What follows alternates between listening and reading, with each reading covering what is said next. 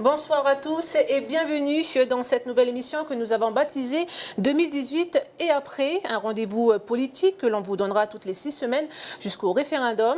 Avec vous, Calédonien va aborder en profondeur les enjeux de cette année historique qui est 2018. Cette émission de débat et de décryptage est découpée en 2 parties. Dans un premier temps, un échange contradictoire entre 2 responsables politiques de bord opposés qui sera arbitré par Claudine Berry. Claudine, bonsoir. Bonsoir Falaï et bonsoir à tous.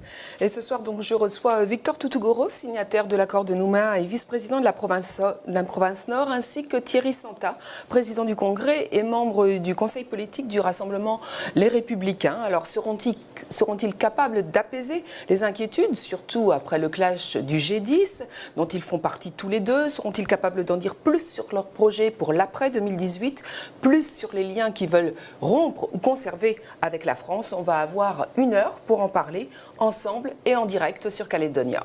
Merci Claudine.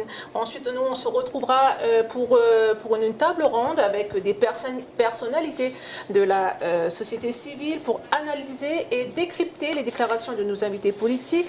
Nous recevons donc Elie Poigoune de la Ligue des droits de l'homme,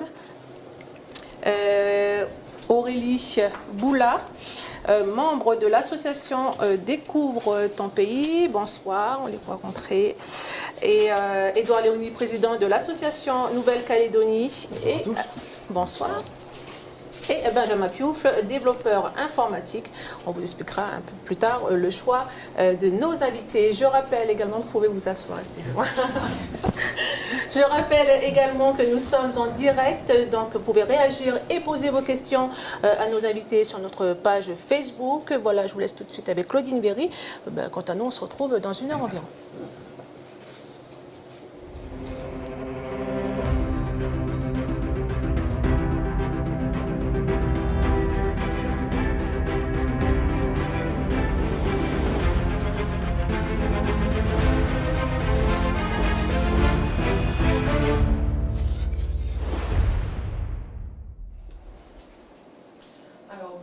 Thierry Santa. Bonsoir. Bonsoir Victor Toutougouro. Merci d'avoir accepté d'inaugurer cette émission 2018 et après sur Calédonia. Alors Thierry Santa, on est particulièrement ravis de vous avoir ce soir puisque vous êtes au cœur de l'actualité après votre départ fracassant du G10. Je vais peut-être rappeler ce qu'est le G10. Donc c'est un groupe restreint qui avait été décidé par Édouard Philippe lors de sa venue en décembre et qui est destiné à préparer l'avant et l'après-référendum. Alors dimanche, pour la 4e fois, vous vous êtes réunis.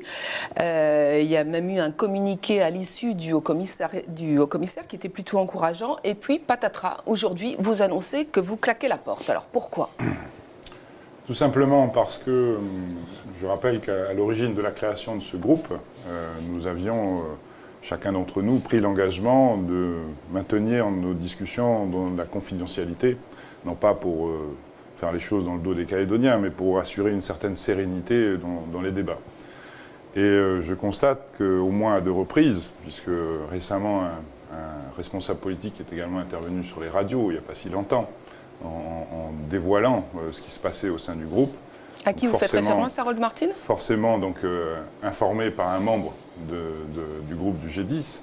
Et puis surtout, hier soir, un autre membre, directement lui-même, a publié sur sa page Facebook un document de travail sur lequel nous avions passé plusieurs heures de discussion dimanche dernier. Donc, étant donné ce constat, je ne vois pas comment on peut continuer à travailler dans la sérénité à l'intérieur de ce groupe et en concertation avec le mouvement politique que je représente au sein de ce groupe, qui est le Rassemblement Les Républicains.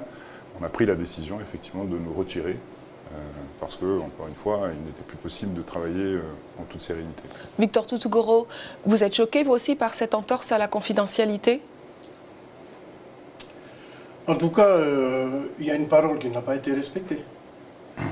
Une parole qui n'a pas été respectée. Je crois que tout le monde s'est engagé à ce qu'il y ait de la confidentialité dans les travaux pour, Thierry Santa l'a rappelé, pour essayer d'avoir une certaine avancée de manière apaisée sur un certain nombre de sujets. Et donc, effectivement, l'une des clauses de la méthode de travail n'ayant pas été respectée, oui. Mais on le déplore. Oui, mais cette clause de confidentialité, qui l'a demandé? Certains disent que c'est Philippe Gomez qui avait demandé à ce qu'il y ait une certaine confidentialité qui soit respectée.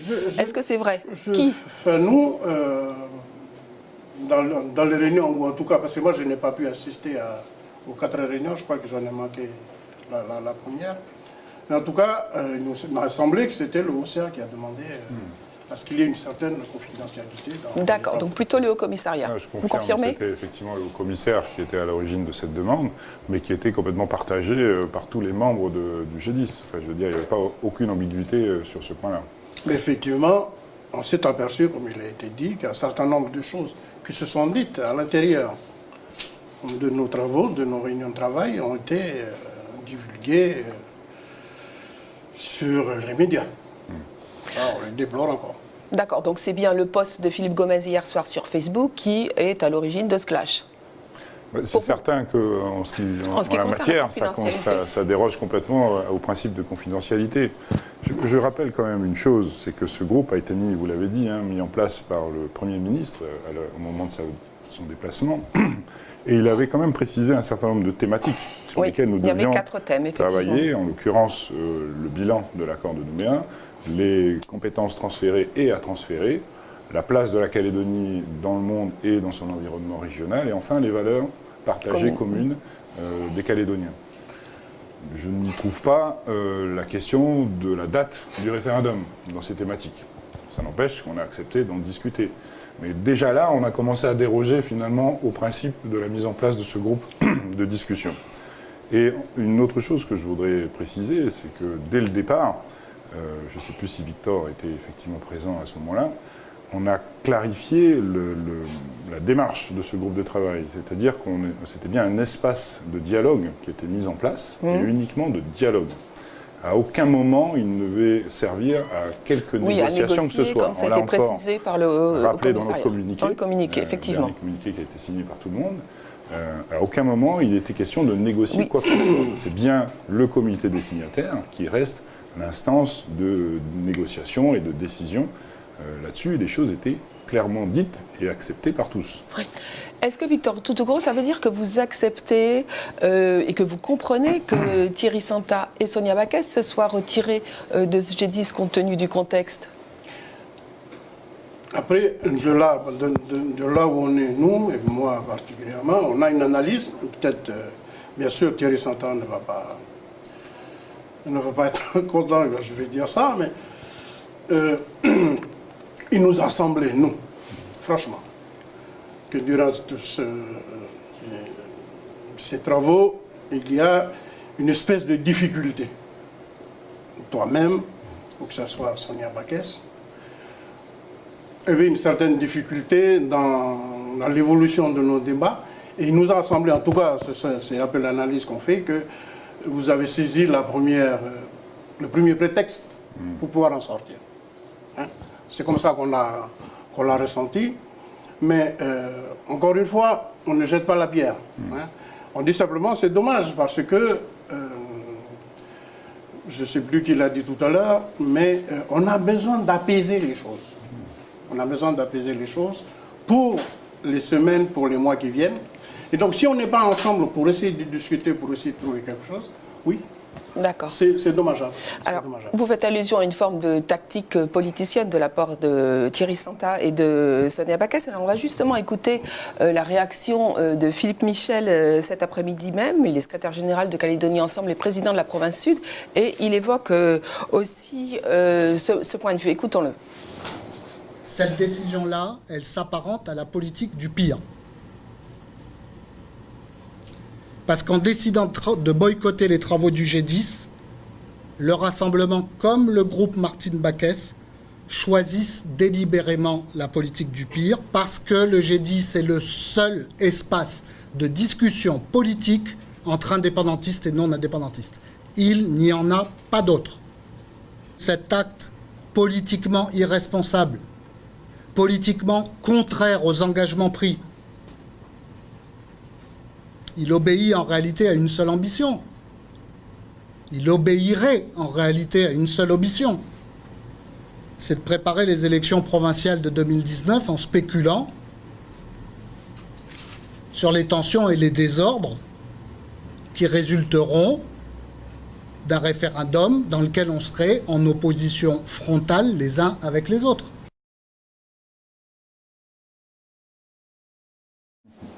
Je laisse à Philippe Michel son interprétation. Je crois que je n'ai pas besoin de démontrer la capacité qui est la mienne à discuter. C'est la manière dont je gère le Congrès depuis que je suis président du Congrès.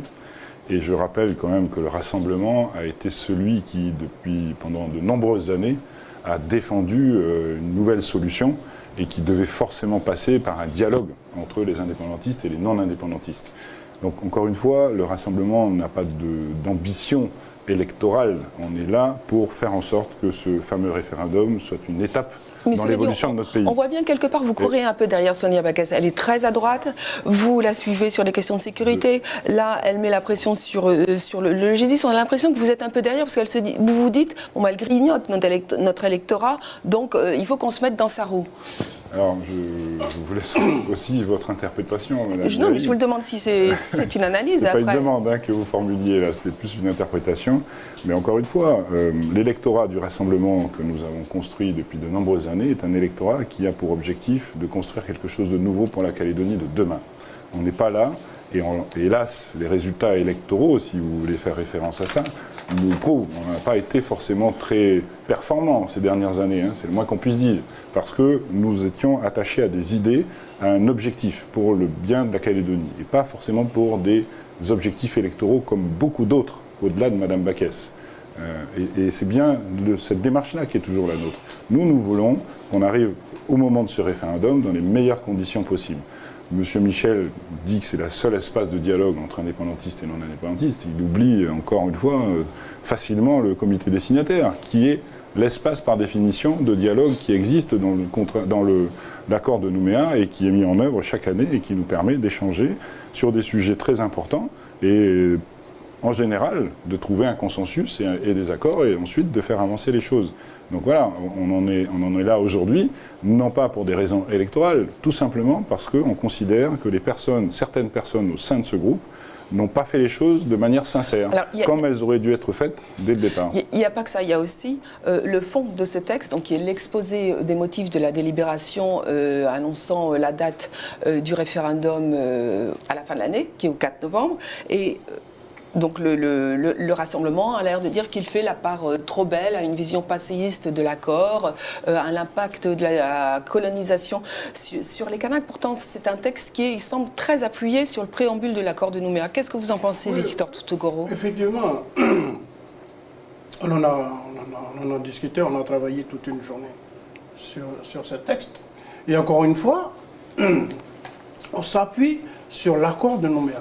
L'accord de Nouméa, c'est un compromis politique entre les formations politiques en 98 et même avant 88, avec l'accord de Matignon. C'est un compromis politique. Et nous disons, l'accord, c'est le minimum.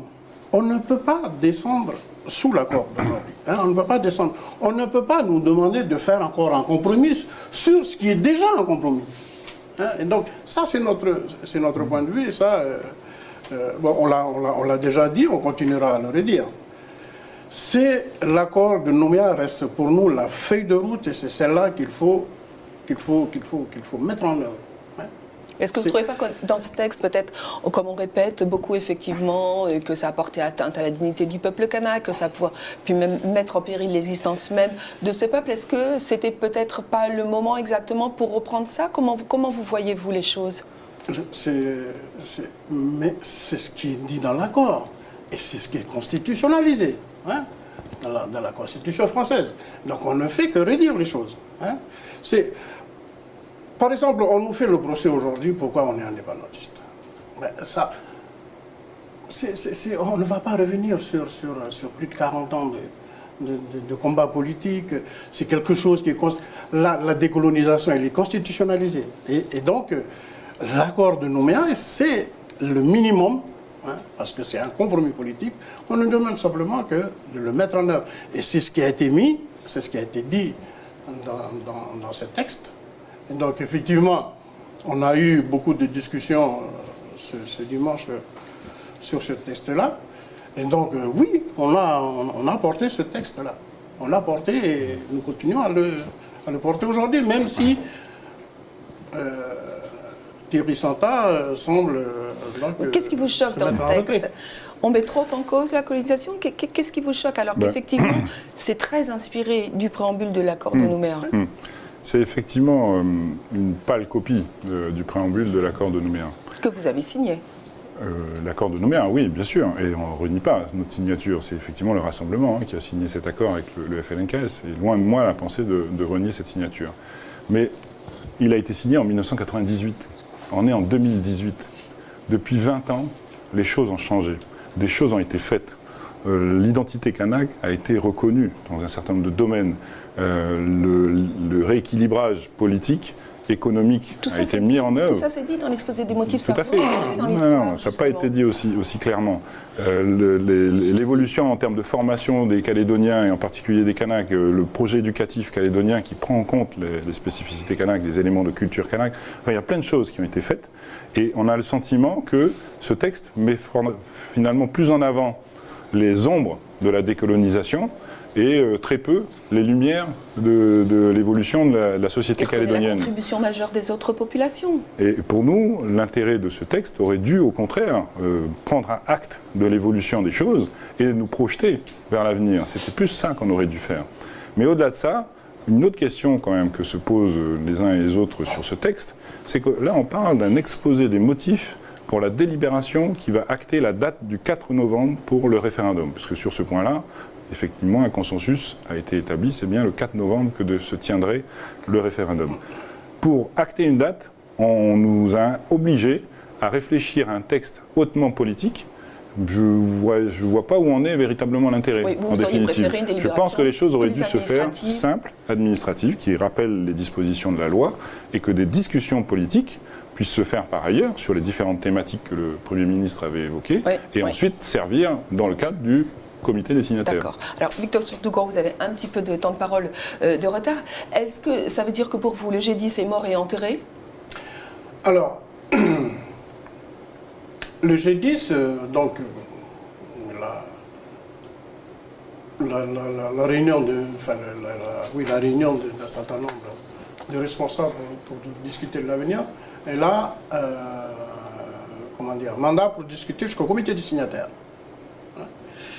Pour trouver donc, un accord sur la date, Thierry Santa l'évoquait, on l'a trouvé, et aussi sur la question, parce que le Premier ministre a indiqué aussi si on pouvait trouver l'intitulé de la question, ce serait bien. Et donc se mettre d'accord, non seulement sur la question, et sur l'après. Oui. Et donc, c'est l'objet des discussions. Et les morts, il y a un certain nombre de responsables qui sont encore là, de non-indépendantistes. Je pense qu'on va aller jusqu'au comité des signataires. Oui, donc vous allez continuer à cette... On va continuer, nous, en tout cas pour nous. Tant pis pour les absents. En tout cas, pour nous, nous avons l'habitude de pratiquer la politique de la chaise vide.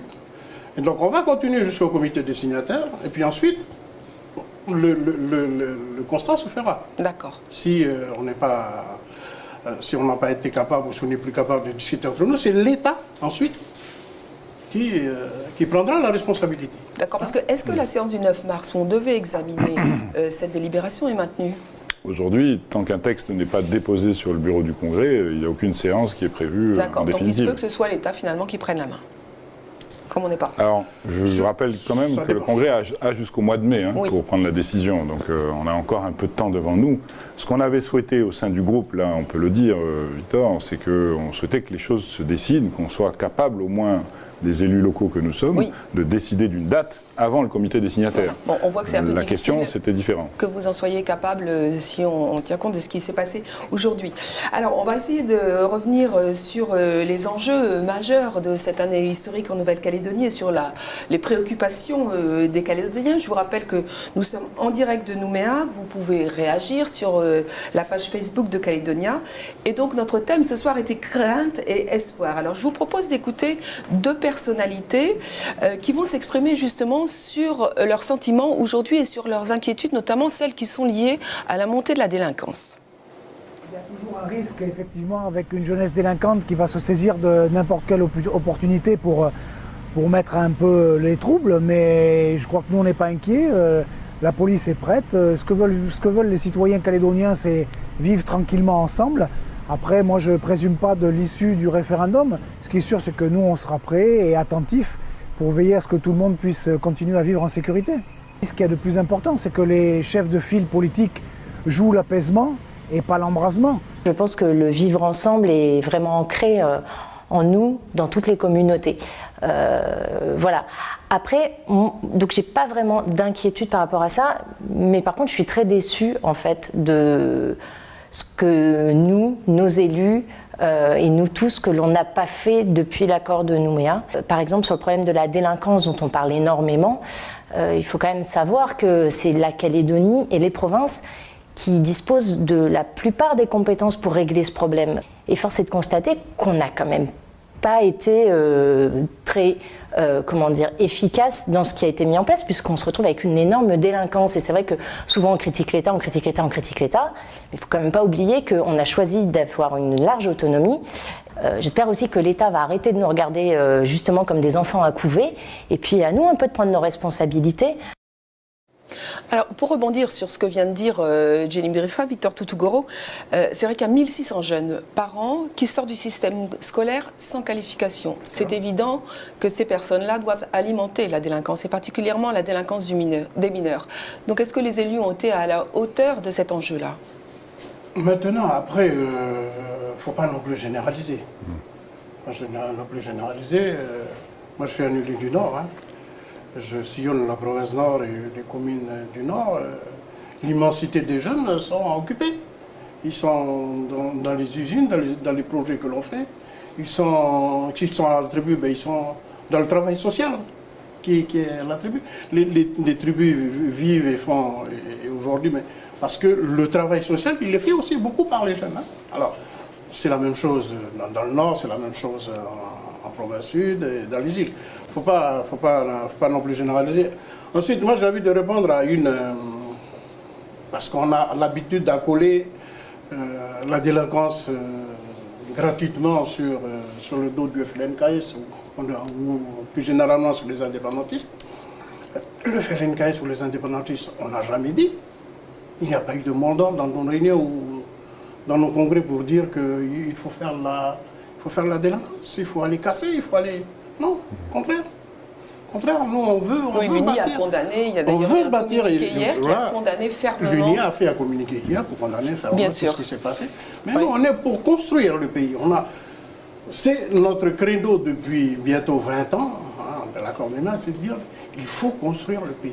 Construire le pays, c'est bâtir avec tout le monde. Hein. Il faut une jeunesse qui soit formée.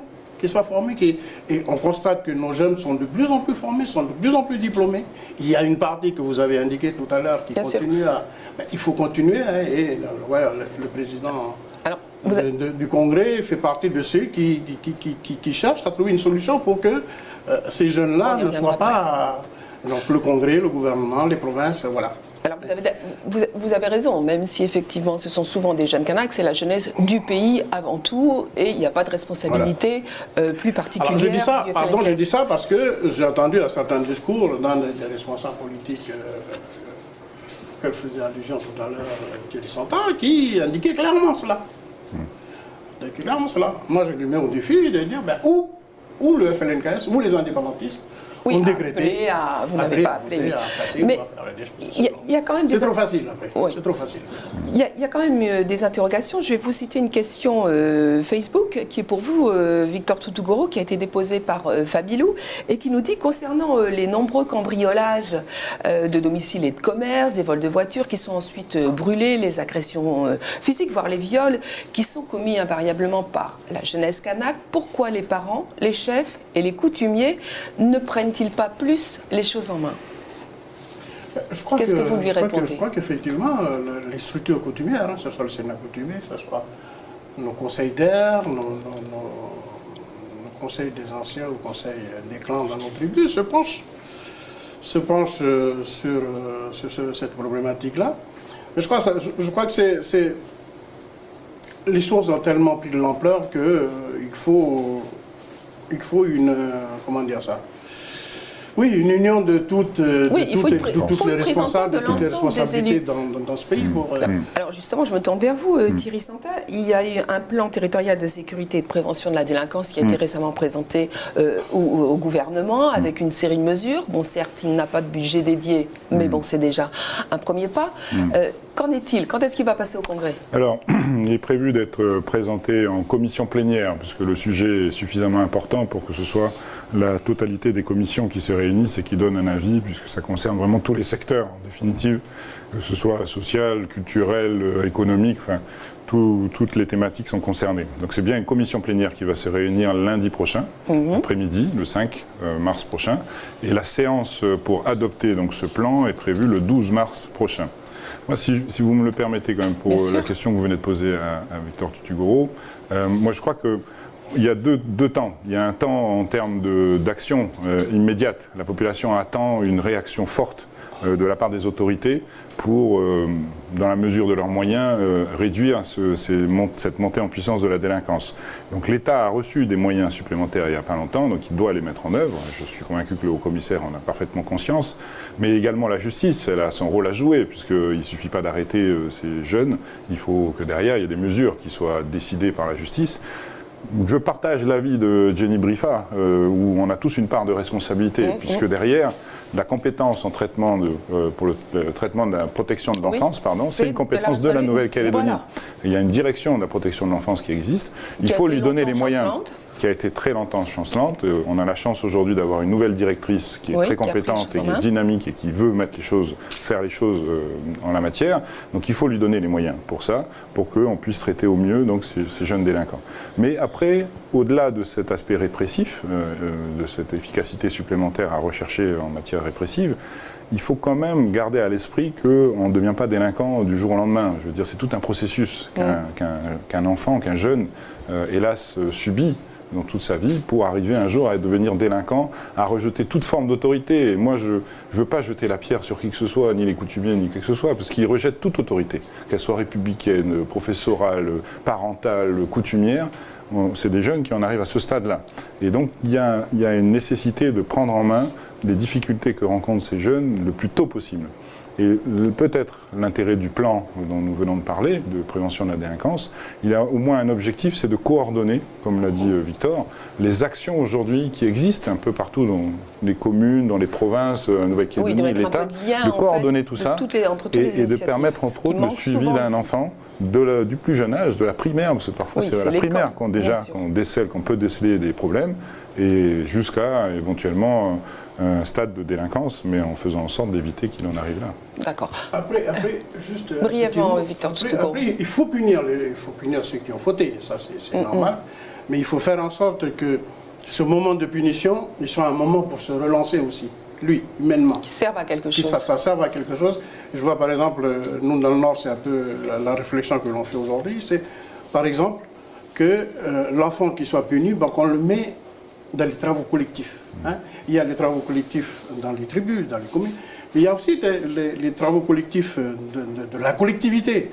Pourquoi ne pas, par exemple, procéder au reboisement des endroits qui ont été brûlés par les incendies criminels. Voilà, employer les jeunes pour faire du reboisement. Parce que pour que la punition serve à quelque chose, que ça serve à quelque chose, que ça serve à la collectivité. Les jeunes au camp Est qui ressortent sans rien de plus. Alors, est-ce qu'on va avancer un petit peu ? Pire que ça, même en étant peut-être encore plus violent, évidemment, au contact peut-être sortie du centre pénitentiaire. Alors, on va revenir un petit peu sur l'actualité, sur une polémique récente qui a été celle de la visite de Manuel Valls avec une délégation de la mission parlementaire sur l'avenir institutionnel.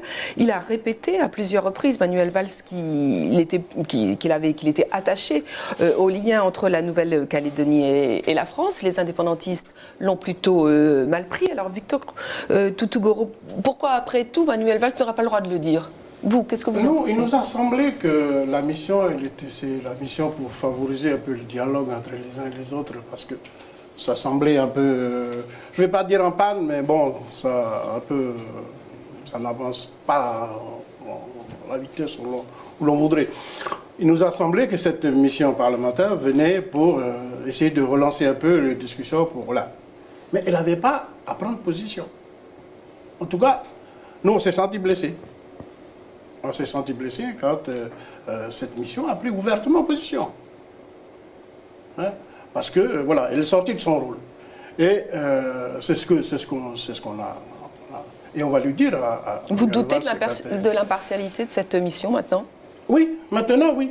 Maintenant, on doute, on dit, mais est-ce que c'est tout l'appareil de l'État qui va, puisque ce sont des gens de l'Assemblée nationale, c'est une commission de l'Assemblée nationale, nous on craint que c'est tout l'appareil de l'État aujourd'hui qui va faire la promotion du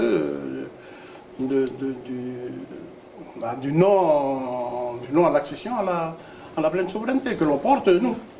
Voilà. Thierry Santa, vous, j'imagine plutôt que c'est des propos qui ont été appréciés de votre côté, parce que Pierre Frogier exhorte justement l'État à prendre position, à dire cet attachement à la France. Donc, vous pensez que ça va mettre en cause l'impartialité de l'État? Je comprends parfaitement le discours de Victor, mais je ne trouve pas aberrant que des parlementaires donnent un avis. Et on verra au fil du temps que ça sera de plus en plus le cas. Et l'État peut-être aussi, parce que là on parle bien de parlementaires, membres de l'Assemblée nationale. Ce n'est pas des représentants de l'État, ce n'est pas des membres du gouvernement. C'est bien l'Assemblée nationale. Donc les parlementaires, c'est même nécessaire, où je ne comprends pas qu'un parlementaire ne puisse pas exprimer son avis sur cette question fondamentale. Une commission dans laquelle siège, je le rappelle, par exemple, un député indépendantiste polynésien. Donc il est peut-être aussi censé représenter l'ensemble des députés et donc ne pas forcément se positionner. Même si, d'ailleurs, le point de vue de Christian Jacob a été beaucoup moins mal pris du côté des indépendantistes.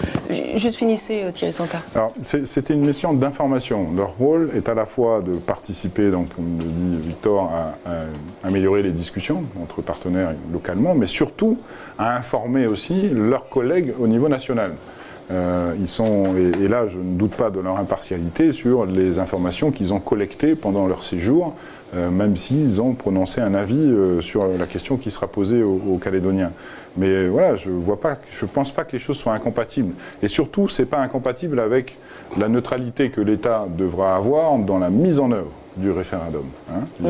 L'État doit respecter les règles en la matière et doit garder cette neutralité administrative, je vais dire ça comme ça, mais je suis convaincu qu'à un moment donné ou à un autre, dès lors que les conditions du référendum seront arrêtées, définies, je suis convaincu, et ça me paraîtra normal, que l'État donne également son avis sur cette question importante de savoir si la Calédonie, elle sort de l'ensemble français ou elle reste au sein de la République française. Il faut faire caricaturer un peu.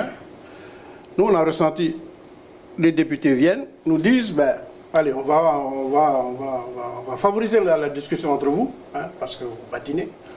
Favoriser la discussion entre vous, mais moi je suis contre toi. Attendez. C'est comme ça qu'on a ressenti les choses. Oui, vous avez l'impression qu'on vous disait ce qu'il fallait faire. Oui. Voilà.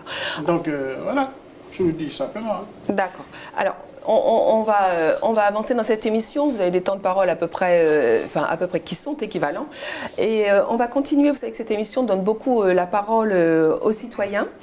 Et d'ailleurs, 4 d'entre eux participent à ce débat. Ils sont autour de moi. Et je vous propose d'écouter le témoignage de 2 autres personnalités, à la fois sur le climat économique et sur leur perception du vivre ensemble. On est tous obligés d'approcher les échéances électorales, donc le référendum de 2018, avec beaucoup de sérénité, parce que ça peut effectivement amener beaucoup de craintes. On voit beaucoup de chefs d'entreprise qui essayent de retarder leur investissement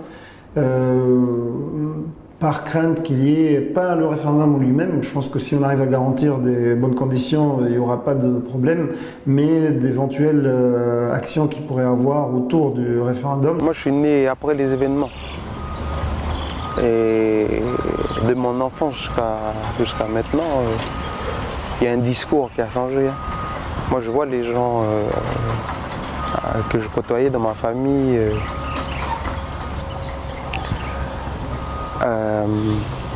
qui avaient un discours, on va dire, plutôt radical dans les débuts des années 90. Et maintenant, il a beaucoup changé. On part plutôt sur l'ouverture, sur le mélange de cultures, l'identité en mutation, on va dire. c'est preuve que les mentalités changent, que le pays il avance. Alors, on voit bien dans ces réactions que les gens se posent beaucoup de questions parce qu'ils observent que la société a changé, mais en même temps, ils observent que le clivage reste quand même fort entre les indépendantistes et les non-indépendantistes. Donc, finalement, le meilleur moyen d'apaiser ces craintes, ce serait peut-être d'en dire un peu plus. Alors, le FLNKS a sorti une brochure sur son projet pour une Kanaki Nouvelle-Calédonie souveraine. C'est une brochure qui est un petit peu mince, on va dire. Pourquoi est-ce que vous n'en dites pas plus finalement sur ce que vous voulez? Alors je vous invite à consulter le site de l'UNI, Cap sur 2018, où il y a un document qui est beaucoup plus élaboré, d'une centaine de pages, Ouais. et qui reprend en gros toutes les grandes thématiques qui sont indiquées dans cette opuscule et qui donc les développe. Hein. Et donc effectivement, c'est sur le site, comment on appelle ça, c'est des sites web. Sur le site web. On est en train de travailler ces jours-ci à le traduire en anglais, hein, pour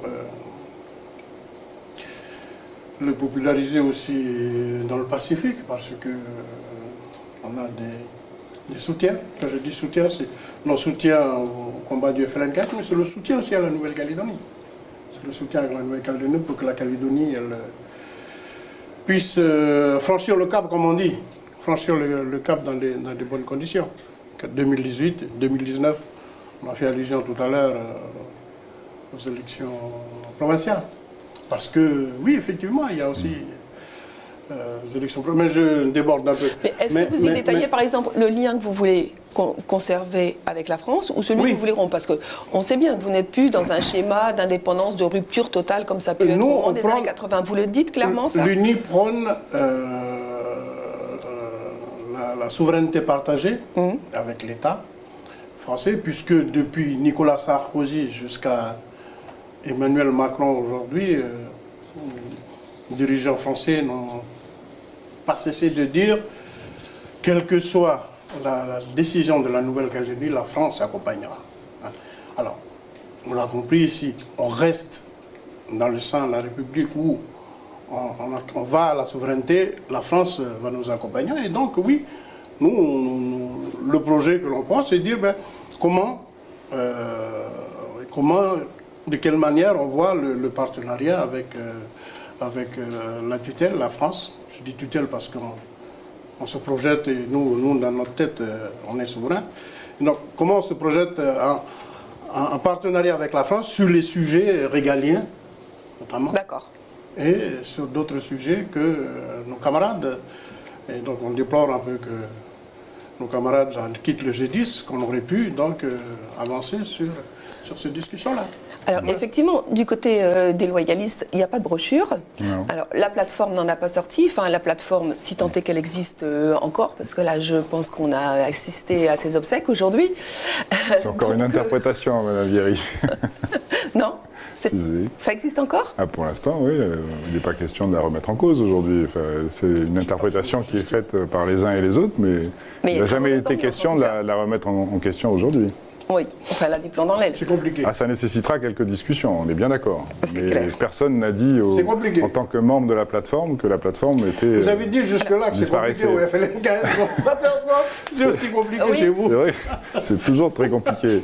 Mais ça prouve au moins une chose, c'est la plateforme a été créée, rappelez-vous, pour justement d'abord permettre une discussion entre loyalistes et ensuite une discussion avec les indépendantistes. Donc ça prouve au moins une chose qui vient de se passer ces derniers jours, qu'on a besoin d'un peu plus de temps pour discuter entre loyalistes encore aujourd'hui. Ouais. Voilà.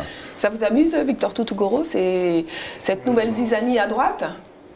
Oui, parce que non, mais c'est dommageable. C'est dommageable pour les discussions à venir, mais oui, ça. Enfin, il y en a aussi beaucoup chez vous. Beaucoup chez nous. Je crois que mais chacun on a un difficile peu de jalouser. On a quand même un peu aplani les choses. aplani les choses en interne, et donc voilà. Vous utilisez surtout moins les réseaux publics. C'est pour ça peut-être que ça se sait moins que chez les loyalistes, je plaisante. Non, par contre, je voulais quand même Le réseau interne, oui. davantage. Moi, je voulais quand même répondre à votre question, Madame Vieri, sur il n'y a pas de fascicule qui a été produit, parce que la démarche qui est la nôtre est de s'appuyer sur le statut qui existe, qui découle de l'accord de Nouméa, et ensemble, essayer de le faire évoluer sur un certain nombre de points où on convient les uns et les autres qu'il y a besoin de modifier les compétences entre les provinces et la Nouvelle-Calédonie sur un certain nombre de sujets. Nous, bien sûr, nous souhaitons revoir la clé de répartition, nous souhaitons rediscuter de la composition du Congrès, mais enfin, on veut surtout rediscuter également de la citoyenneté, c'est un point essentiel à notre sens. Mais voilà, en gros, on s'appuie sur quelque chose qui existe déjà et on le fait évoluer en mieux. C'est la raison pour laquelle on n'a pas sorti un fascicule. Oui, mais et pour dire une dernière chose, ce que nous, on va discuter, ce que nous, on va négocier entre nous dans cette évolution du statut de la Nouvelle-Calédonie, dès lors qu'on reste au sein de la République, parce que vous avez bien compris que c'était l'objectif qui est le nôtre, il y a une garantie de cette évolution, de la discussion qu'on pourrait avoir avant le référendum, puisque l'État sera encore présent pour garantir ce qu'on aura négocié.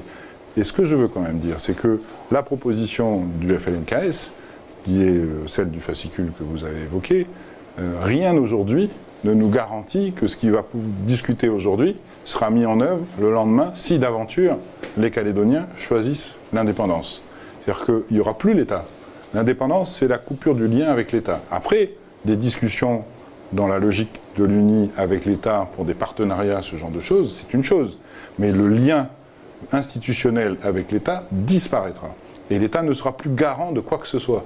Donc ce qui va se discuter aujourd'hui en matière d'indépendance, quelle qu'elle soit, en partenariat ou pas, n'est pas garanti d'être mis en œuvre le lendemain d'un vote éventuel pour l'indépendance. On reviendra effectivement après sur ce paradoxe qu'il peut y avoir sur le référendum qui coupe les liens avec la France. Mais je voulais revenir sur le projet déloyaliste, parce que Pierre Frogier voulait un troisième accord. Il a beaucoup plaidé pour un troisième accord. Ce que Jacques Lafleur avait fait aussi à son époque. Mais Jacques Lafleur, en 1996, il avait mis quelque chose dans le panier des discussions. Je me souviens, il avait proposé un pacte trentenaire, un statut de large émancipation. Il avait donné un document et c'était assez précis. Vous, le problème, c'est que vous proposez un troisième accord, mais qu'est-ce que vous mettez dans la corbeille comme base de discussion? Encore une fois, on s'appuie sur l'accord de Nouméa en proposant des évolutions sur un certain nombre de ces dispositions. Dites-le, marquez-le. Comment peut-on le savoir? Alors, c'est pas écrit peut-être dans un fascicule, mais vous l'avez à chaque intervention des responsables politiques que nous sommes. C'est compliqué Et peut-être qu'il faut qu'on soit davantage explicatif, je vous l'accorde. Sans doute. Mais le principe, en tout cas, est celui-là. Et c'est simplement faire évoluer, encore une fois, l'accord de Nouméa en améliorant ses dispositions au bénéfice du plus grand nombre dans l'intérêt général. Voilà. Et ça laisse la porte ouverte à des discussions, à des négociations, plutôt que d'arriver avec un document tout prêt, tout ficelé, qui va forcément être remis en cause au moment de discussion et de négociation. Donc on laisse, nous, la porte ouverte. On a des fondamentaux, on sait les points sur lesquels, je vous répète, la citoyenneté, la clé de répartition, les compétences, la répartition des compétences entre les provinces et la Nouvelle-Calédonie, sur lesquels on veut revenir, mais on laisse la porte ouverte, encore une fois, aux discussions avec nos partenaires, et les partenaires indépendantistes en particulier. On verra tout à l'heure dans la table ronde avec Falei Ouedraogo si effectivement les Calédoniens s'y retrouvent et comprennent et considèrent que le discours politique actuel est lisible. Je voulais revenir justement sur cette question. Le référendum, en fait, si c'était oui à l'indépendance, c'est une indépendance de rupture. La France coupe les liens. Or, ce n'est pas ce que vous voulez. Donc, si vous gagnez le référendum, est-ce que finalement les indépendantistes seront satisfaits? Puisque de toute façon, ce n'est pas cette rupture de lien total qu'ils veulent avec la France. Donc, c'est un petit peu paradoxal quelque part. On garde un lien de partenariat avec la France parce que la France a si on dit non au référendum, si le non l'emporte au référendum, il n'y a plus de lien. Manuel Valls l'a redit, la France.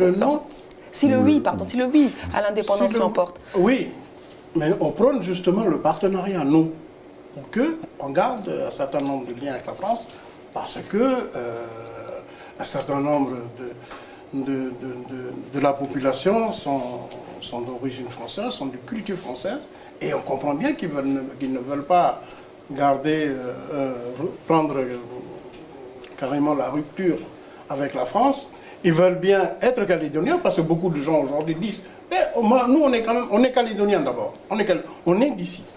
Oui. Mais quand même on veut garder un lien avec la France parce que c'est la même partie, etc. etc. Et donc voilà, c'est le projet de souveraineté partagée, c'est bien, de faire en sorte, mais à nous, Calédoniens, hein, parce qu'on estime aujourd'hui que nos jeunes sont formés, qu'ils sont capables, on est capable aujourd'hui de s'administrer nous-mêmes. Hein, qu'on n'a plus besoin de chaque fois demander la permission à l'État français. On est capable aujourd'hui, on a formé suffisamment de cadres durant ces dernières années. Et donc, à nous de dire, on a besoin que la France nous accompagne encore pendant combien d'années avant de prendre Mais de sauf prendre le que saut. l'accord de Nouméa ne prévoit pas cette souveraineté partagée. Est-ce que vous aimeriez justement que dans la question du référendum, finalement, l'alternative soit la souveraineté partagée? C'est compliqué compte tenu de l'entonnoir, si on veut, de l'accord de Nouméa. Elle dit, est-ce que vous voulez récupérer ces dernières compétences régaliennes? Les compétences régaliennes, donc récupérer la nationalité, la citoyenneté, la nationalité, le statut international. Et on comprend bien que certaines parties de la population ont peur d'assumer seules les régaliennes. Mais on demande de sortir, mais que la France continue à nous accompagner sur la gestion des régaliennes. Ce n'est pas quelque chose qu'on a inventé, c'est quelque chose qui a existé, que d'autres pays à travers le monde, quand ils ont accès, ils sont sortis de la période de décolonisation et quand ils sont passés à la souveraineté, on fait aussi. Hein? Et donc, finalement, on a dit que c'est un compromis parce que ça peut, pour nous, qui sommes indépendantistes, répondre à la décolonisation et la volonté d'accession à l'indépendance. Mais aux autres, le lien qui est gardé avec la France peut aussi les rassurer. Hein? Et donc, c'était une sortie honorable pour tout le monde par le haut. D'accord. Donc, ce serait... Et donc, voilà, on a estimé que c'est un bon projet qui, après, demande à ce que chacun de nous continue à l'enrichir. Et puis, un chemin pour le destin commun. Alors, on va aborder un autre sujet qui fait référence à une question Facebook de Claudia Rizet-Blanchet qui porte sur le foncier. Alors, elle nous dit que de nombreuses personnes sont inquiètes concernant le foncier et ont peur de voir leurs biens revendiqués comme en 1984 et donc d'être expulsés.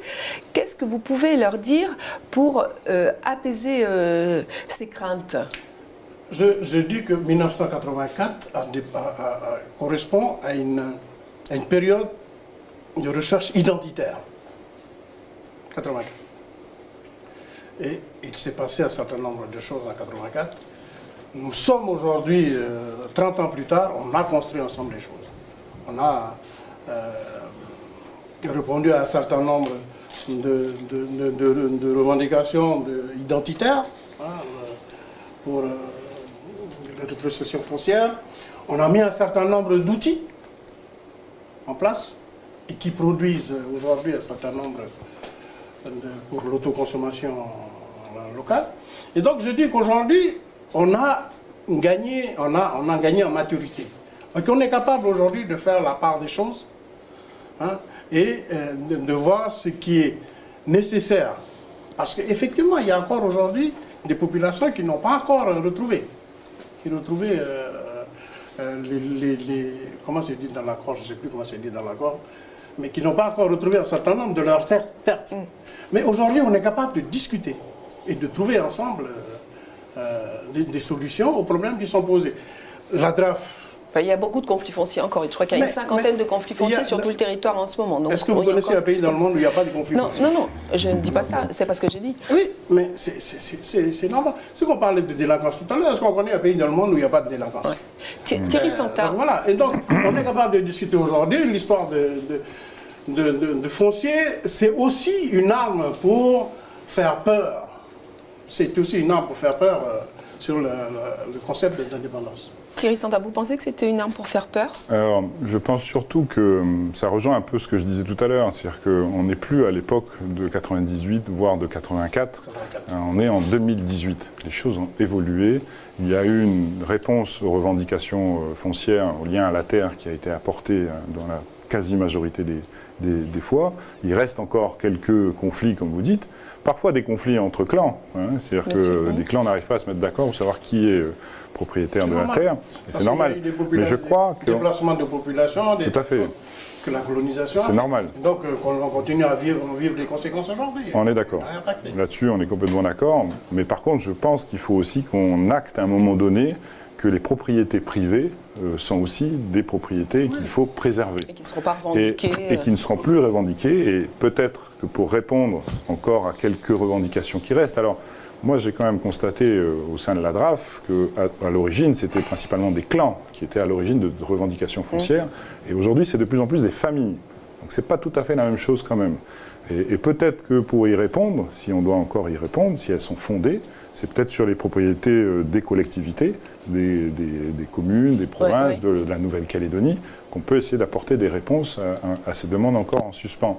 Mais encore une fois, il faut aujourd'hui, on en est à un stade où il faut maintenant acter aussi la préservation des propriétés privées. On n'est plus en 1984, à l'époque des événements. Ce qui permet de rassurer. Dans notre projet, madame, pardon, dans notre projet, j'ai oublié de le dire, dans notre projet, on reconnaît l'existence de trois statuts effectivement. Qui sont terre privée, terre coutumière et terre publique. Et terre de domaine. Voilà. Oui, exactement. Donc on le reconnaît. On le dit dans notre projet, il n'y a pas de... Oui, donc ce qui peut être effectivement une manière de rassurer les gens. Alors, on va arrêter le débat pour ce soir. Vous avez eu, je pense, des temps de parole équivalents. Donc, pas de jaloux entre vous. Et je vous propose de donner la parole aux représentants de la société civile qui sont là avec nous et qui vont participer tout à l'heure à la table ronde avec Falei Ouedraogo pour 2 questions. Alors, Elie Poigoun, vous êtes le président de la Ligue des droits de l'homme. Vous nous faites l'honneur d'être là ce soir. Est-ce que vous voudriez poser une question à l'un ou l'autre, peut-être à Thierry Santa? Oui, la question que je veux poser à M. Thierry Santa, c'est vrai qu'ici en Nouvelle-Calédonie, on a des égos très envahissants. Et je pense que... Des égos très envahissants. Ça s'est vu pendant ces dernières années. Et je pense que dans la période actuelle, moi j'ai personnellement appelé au niveau de la Ligue des droits de l'homme de laisser tomber un peu nos égos envahissants et puis d'essayer un peu d'écouter l'autre, de dialoguer. Je voulais savoir ce que vous en pensez parce que vous êtes des responsables politiques que nous avons désignés pour être à la tête de notre petite île. Et je pense que le pays a besoin aussi que vous fassiez des efforts dans ce domaine. Je voulais vous demander ce que vous en pensez. Moi, j'ai personnellement appelé la population, les citoyens, à avoir cette attitude spécialement cette année. Parce qu'on a besoin de dialoguer, de s'écouter les uns les autres. Et je voulais vous poser la question. Qu'est-ce que vous en pensez? Est-ce que vous, au niveau politique, ça vous fait quelque chose d'avoir un comportement comme ça? Alors, les égos surdimensionnés des politiques. Sur la question des égos surdimensionnés, un homme politique qui est engagé dans un projet, dans un projet de société, s'investit forcément pleinement dans cet engagement. Après, certains le font pour d'autres raisons, et peut-être que là, on peut percevoir une question d'ego, comme vous le dites. Mais je crois que là où je partage votre discours, c'est que, hélas, on a tellement focalisé nos esprits, les uns et les autres, les hommes politiques en général, sur l'indépendance ou pas l'indépendance, qu'on en a oublié l'essentiel. Et pour moi, l'essentiel, c'est d'arriver à construire quelque chose de nouveau.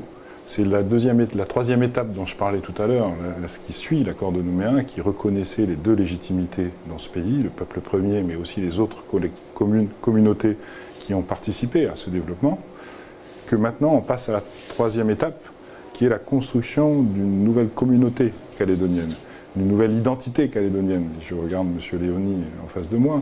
C'est, à mon sens, ce vers quoi nous devrions nous pencher, même dès aujourd'hui, et qui nous permettrait de passer cette étape du référendum de la manière la plus apaisée possible. Merci. Aurélie Boula, vous êtes membre d'une association universitaire qui s'appelle Découvre ton caillou et vous souhaitiez interpeller Victor Toutougouro. Alors, M. Toutougouro est dans l'ensemble des partis indépendantistes. Parce que du coup, nous, dans l'association Découvre ton caillou que je fais partie, on a organisé plusieurs débats, d'espaces de parole pour, en priorité, les étudiants, mais également la jeunesse calédonienne. Et on a fait le constat que, on a énormément de craintes de la part des jeunes. Une crainte, enfin je pense qu'on a peur quand on ne sait pas. Et on voit il y a des moyens de communication qui sont différents suivant les partis. Et là, on interpelle un peu les partis indépendantistes pour qui communiquent davantage vis-à-vis des jeunes, qui communiquent avec les jeunes pour leur laisser le moyen de s'exprimer et de s'approprier un peu cette situation qu'on connaît. Le contexte institutionnel de la Nouvelle-Calédonie est assez compliqué et complexe et pas facile à aborder pour tout le monde. Alors déjà pour les jeunes c'est compliqué, mais alors pour les gens des tribus je pense que ça l'est encore plus. Donc j'aimerais que je rejoins un peu M. Pagoun en disant que les guerres d'ego, j'appelle toujours ça un peu des guerres d'ego politico-compliquées en calédonienne, là, qu'elles soient un peu laissées de côté, que les partis politiques prennent leurs responsabilités et qu'ils entament une démarche un peu pédagogue de la jeunesse. Je parle de la jeunesse en général, la jeunesse calédonienne, mais également la jeunesse du Nord, qui, elle, est un peu isolée, qui n'a pas forcément tous les moyens d'accès aux moyens de communication de tout le monde. Mais que voilà, ma question du coup c'est est-ce que ces espaces de parole et d'échange peuvent être une solution à justement apaiser les craintes, à communiquer, à faire passer le message autrement vers les jeunes? À parler plus aux jeunes alors. Oui, je crois qu'effectivement, vous l'avez dit tout à l'heure, la peur elle vient aussi du fait qu'on ne connaît pas les choses. On ne sait pas ce qu'il y a derrière. Donc effectivement, oui, je crois que pour nous, côté indépendantiste, on a péché par manque d'informations. Et donc, je parlais tout à l'heure d'un site web, hein, c'est comme ça qu'on dit, site web où le site il a été fait par des jeunes justement et ont mis donc un certain nombre de choses sur ce site, dont le projet politique que l'on porte, le projet qui est beaucoup plus développé que celui qui est là. Et donc oui, effectivement, on est conscient qu'on ne devrait pas battre la campagne davantage. Nous, on n'est pas des gens qui nous, on vient d'une société où le respect, le fait de ne pas se montrer, ça fait partie de l'éducation. Et effectivement, on a du mal encore à aller devant la télé, d'aller parler à la radio. Je pense qu'aujourd'hui, c'est beaucoup plus entré dans les mœurs, mais moi, je fais encore partie, même Elie Boagoun, d'une génération où on ne se montre pas. C'est aussi par respect aux autres qui sont en face. Mais on est conscient que, oui, effectivement, il faut informer. Et donc, on a décidé, par exemple, à notre congrès le congrès du FLNKS à Arama il y a un peu plus d'un mois, qu'effectivement il faut tourner. Il faut tourner dans les tribus, même si on le fait déjà, mais il faut retourner dans nos tribus, dans nos pays coutumiers, comme on dit, nos aires coutumières, mais aussi dans la ville. Hein, on dit qu'il faut aller chercher les autres parce que, enfin, c'est notre stratégie à nous d'aller chercher les autres pour construire ensemble le pays avec eux. Mais eux ne peuvent pas venir si on ne leur donne pas les infos. D'accord. C'est normal. Et donc, oui, effectivement, on va faire... C'est vrai qu'on parle relativement peu à la jeunesse en Nouvelle-Calédonie, alors qu'on est quand même dans un pays qui est très jeune. Merci beaucoup, Thierry Santa. Merci beaucoup, Victor Toutoukoro, d'avoir accepté de participer. On a été cool, hein, on aurait pu... À ce premier débat très courtois, vous n'êtes sans doute pas les deux personnalités politiques qui avaient le plus d'ego. Donc c'est vrai que c'est plus facile, je pense. Merci. Donc merci d'avoir participé à cette émission. Alors vous allez surtout rester avec nous en direct, puisque maintenant vous avez rendez-vous avec Falaï Ouedraogo qui va poursuivre le débat avec ses invités pour analyser, décrypter et prolonger ce dont on vient de parler.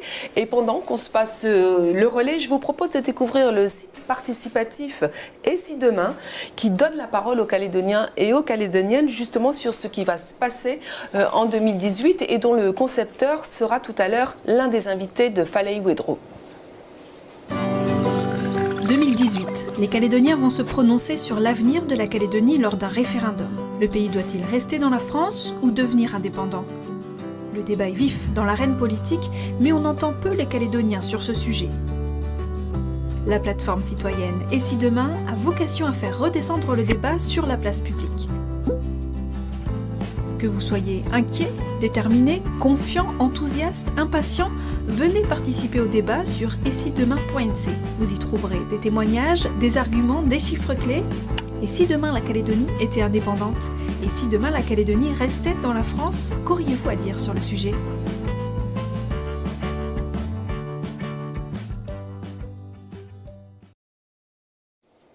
De retour dans votre émission 2018 et après, deuxième partie dans laquelle nos invités de la société civile, jeunes et moins jeunes, vont réagir sur le débat que vous venez de voir. Qu'en ont-ils pensé, qu'ont-ils retenu? Donc, vous les avez vus juste avant. Donc, il s'agit de monsieur Eli Poigoun, président de la Ligue des droits de l'homme, Aurélie Boulard. On peut se dire bonsoir. Membre de l'association Découvre ton caillou, donc qui organise des débats citoyens et échanges sur le référendum notamment. Édouard Léoni. Bonsoir. Bonsoir, président de l'association Nouvelle-Calédonie qui milite pour une reconnaissance de l'identité calédonienne. Et puis Benjamin Pioufle. Bonsoir. Bonsoir, développeur et concepteur du site internet participatif Et si demain, dont vous venez de voir la bande-annonce. Alors, beaucoup de choses se sont dites juste avant, mais qu'est-ce qui vous a retenu en particulier? Honneur aux femmes, Aurélie? Je pense que le fait d'actualité, et je reprends un peu ce qu'a dit M. Tutu-Goro, c'est dommageable le départ des membres du G10 là, et que pour moi c'est encore une fois on sacrifie un espace de parole pour des techniques. Je ne sais pas si c'est des techniques. C'est vrai que quand l'appareil, il y a des règles. Pourquoi ils n'ont pas respecté les règles? On est l'année fatidique, j'ai envie de dire, et même ça, c'est un peu triste pour moi. Je trouve que c'est dommage de sacrifier un espace de dialogue et de parole comme ça entre... Vous condamnez la sortie de Calédonie ensemble? Le fait qu'ils n'aient pas joué le jeu et le fait que les autres, du coup, s'en aillent pour ça. S'il n'y a rien de dommageable dans ce qui a été diffusé, il faut rester, il faut dialoguer. On est là pour rassurer et pas pour justement encore envenimer la situation. C'est mon point de vue. Eli Poigoun, qu'est-ce que vous avez retenu en particulier? Oui, on est un peu déçus de la manière dont on s'engage l'année, parce que on est au tout début de l'année. Je pense que ce que j'ai dit un peu tout à l'heure à M. Santa, je pense que c'est une année importante et on doit faire un effort sur chacun. Chacun d'entre nous, on doit faire un effort un peu pour laisser un peu nos égos très envahissants, parce qu'ici en Nouvelle-Calédonie, on a des égos très forts, et essayer d'écouter l'autre, s'ouvrir à l'autre, écouter, puis peut-être que là, on peut aller vers des situations un peu paisibles, et puis où on va aborder le vote à la fin de l'année de la meilleure manière possible. Donc voilà, nous, on est un peu déçus, mais il faut aussi se dire qu'il y a une liberté d'expression aussi. Chacun est libre de s'exprimer comme il veut. Voilà, je pense qu'ils ont utilisé cette liberté pour... C'est une manière pour eux d'exprimer leur opposition à ce qui se fait dans ce moment. Et l'essentiel, c'est qu'on continue à avoir des espaces de dialogue. Je pense ils l'ont dit tout à l'heure. Il y a un espace qui est le comité des signataires. Puis il y a d'autres espaces aussi, au Congrès. Il y a plein d'espaces dans les assemblées de province. Les gens ils discutent entre eux. Et je pense que c'est surtout ces espaces-là qu'il faut... Voilà, il faut qu'il y ait des espaces paisibles où les gens discutent, dialoguent et que les choses avancent bien, que la population connaisse ce qui va se passer à la fin de l'année, pour que on ne soit pas surpris de ce qui va nous arriver, et puis que les idées s'échangent et puis que les idées évoluent vers un meilleur avenir pour nous tous. Benjamin Pioufle, de ton point de vue? J'ai trouvé l'intervention sur la question des égos extrêmement pertinente. Ce sera difficile de construire quelque chose et sans mettre un peu les égos de côté. Et c'est principalement moi ce que j'en retiens de ce débat. C'est que si on veut construire quelque chose d'un peu inclusif et à mettre tout le monde d'accord, la société civile qui, elle, on le voyait notamment dans les interventions qui sont passés tout à l'heure. La société civile, elle demande que ça. Quelque part, il ne faut pas que ça casse juste en haut, quoi. Il faudrait qu'il y ait un rééquilibrage. Edouard Léoni, ce que vous avez retenu? Le débat était intéressant, mais il suscite en fait deux questions qui sont assez rapides. La première question, c'est qui est sous-jacente justement au référendum, c'est est-ce que la Nouvelle-Calédonie est prête en 2018 à assumer les transferts de compétences d'une indépendance pure et simple.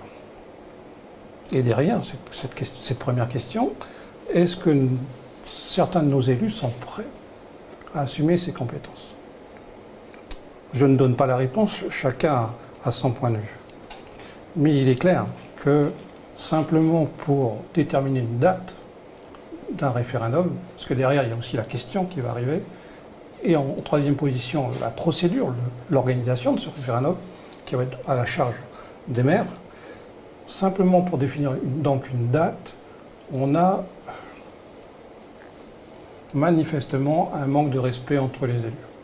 C'est-à-dire que si les élus, nos élus, quels qu'ils soient indépendantistes, loyalistes et maintenant nationalistes, s'il n'y a pas un minimum de respect des règles, comment voulez-vous que les gens s'entendent?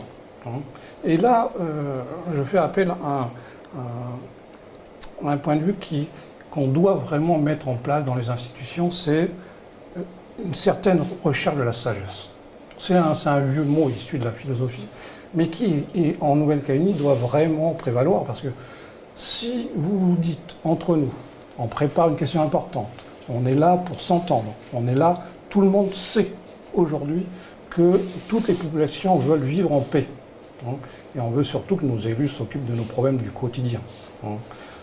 La formation de la jeunesse, son information au sens propre, ce que notre collègue a dit, l'éducation, le logement. Si déjà ces questions du quotidien ne sont pas traitées, ou traitées en partie, il y a une vraie question qu'on doit se poser, nous tous ici réunis, c'est comment faire pour améliorer les choses. Et nous, au sein, par exemple, de l'association Nouvelle-Calédonie, ce qu'on propose, c'est justement de rassembler les Calédoniens dans une identité commune où chacun a sa place. Sur l'exposé des motifs, justement, de cette proposition de délibération, il est inscrit la pleine reconnaissance de l'identité kanak et la légitimité des autres communautés. Il faut bien comprendre que nous, les Calédoniens, on n'est plus dans cette dichotomie kanak-non kanak. Pour nous, il faut dépasser cette distinction. Les familles ont déjà compris ça. La mixité dans les couples se généralise. Ce qui était quasiment une exception au début du XXe siècle est maintenant une généralité. En réalité, il y a un décalage qu'il faut résoudre entre certaines mentalités de certains politiques et, en fait, une paix qui est au quotidien. Justement, par rapport à une question que vous avez posée, Aurélie Boula, à Victor Tutugoro, en l'espace de parole pour les jeunes, est-ce que sa réponse vous a convaincu? Oui, ils avaient déjà donné cette réponse le 11 mars quand ils avaient présenté les grandes lignes de leur projet de société pour la Nouvelle-Calédonie Kanaki, ou la Kanaki Nouvelle-Calédonie, pardon. Par contre, ce que moi, en fait, j'espère, c'est que c'est de la pédagogie dans leur démarche. Ils vont, c'est vrai, dans les tribus, mais le langage, c'est, comme je disais, le contexte calédonien, il est très complexe. Les institutions calédoniennes... On n'explique pas assez? Je pense qu'on n'a pas la base. Après, je ne sais pas si... Pour moi, c'est des choses qu'on aurait dû peut-être apprendre à l'école. Notre histoire, là, voir que, au final, on est compétent sur certaines choses et au final, l'autre, c'est la France qui gère ça. Et puis là, pourquoi la protection du marché local, l'emploi local, au final, c'est quoi? Parce que dans la vraie vie, on ne voit pas ça. Enfin, il y a plein de choses qui ne sont pas en adéquation avec ce que les jeunes rencontrent et ce qu'on nous dit, ce qu'on entend. Il y a des mots un petit peu qui, comme nous, on l'a repris, c'est des gros mots, quoi. Enfin, du coup, on entend beaucoup le mot consensus, collégialité, mais rien que le mot collégialité, moi j'ai mis du temps à assimiler ce que c'était. Et du coup, avant de de comprendre ce qui va y arriver, comprendre ce que l'on est, notre histoire, c'est déjà compliqué. Donc moi, c'était cette démarche-là que j'espère que les partis, mais pas que les indépendantistes, hein, que tous les partis aient un peu cette démarche pédagogique vis-à-vis des populations, et je pense beaucoup aux jeunes, mais les mamans des tribus, c'est pareil, nos grands-pères, enfin, on est tous... je pense que tout le monde a besoin de un peu ces bases-là, quoi, ces éléments de vocabulaire qui font que quand on ne comprend pas ce que c'est que la collégialité, on ne peut pas comprendre comment le gouvernement il fonctionne, pourquoi il y a ça. Enfin, du coup, après, ça devient très compliqué pour tout le monde, quoi. Elie Fagoun, c'est d'accord, on a un peu l'impression que les jeunes ont pris le train en marche et que, en fait, il faut...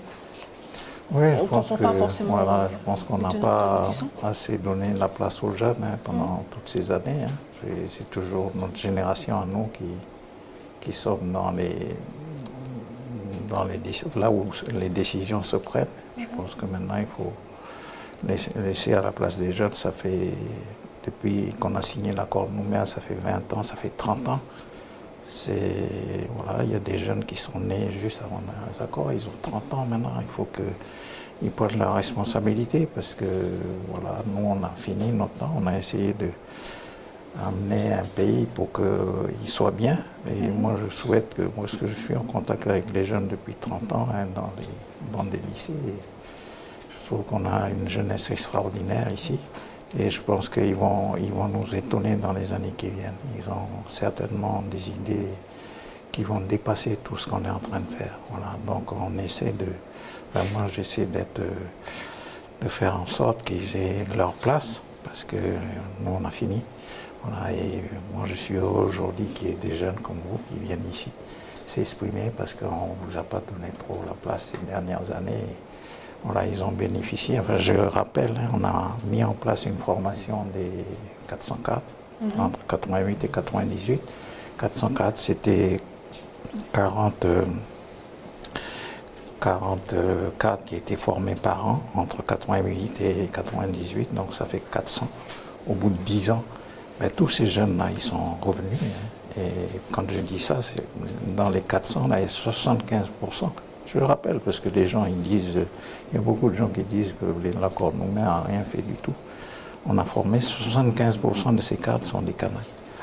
Et cette politique-là de formation des cadres, elle continue avec l'opération Cadre Avenir. C'est toujours dans les mêmes principes.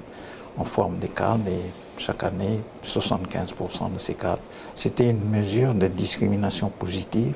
C'est une mesure de rééquilibrage parce qu'à l'époque, à notre époque, à nous en 70, il n'y avait aucun cadre Kana. Il y avait très peu. Et depuis, il y a eu beaucoup de jeunes qui ont été formés. Je pense que, voilà, je suis d'accord avec ils ont envie de prendre leurs responsabilités, mais il faut qu'on leur donne la place aussi, la possibilité de le faire. D'accord. Benjamin, si je peux rebondir sur ce qui a été dit. Effectivement, il y a le fait de parler aux jeunes, donc leur expliquer comment fonctionnent les institutions, quelles sont les problématiques en jeu, et leur expliquer avec un langage qu'ils comprennent. Et puis il y a la deuxième question qui est effectivement d'écouter la jeunesse. Et la jeunesse aujourd'hui, elle porte des choses très différentes. Je pense que, un exemple tout bête, l'écologie, dans cette brochure du FLNKS, à aucun moment je l'ai vu mentionner. Ça me paraît être un problème qui est...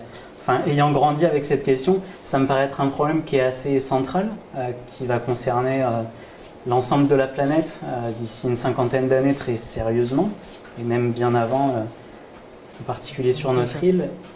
Et je pense qu'il y a un vrai problème ici de donner la parole réellement à la jeunesse, de lui donner des espaces dans lesquels elle peut s'exprimer.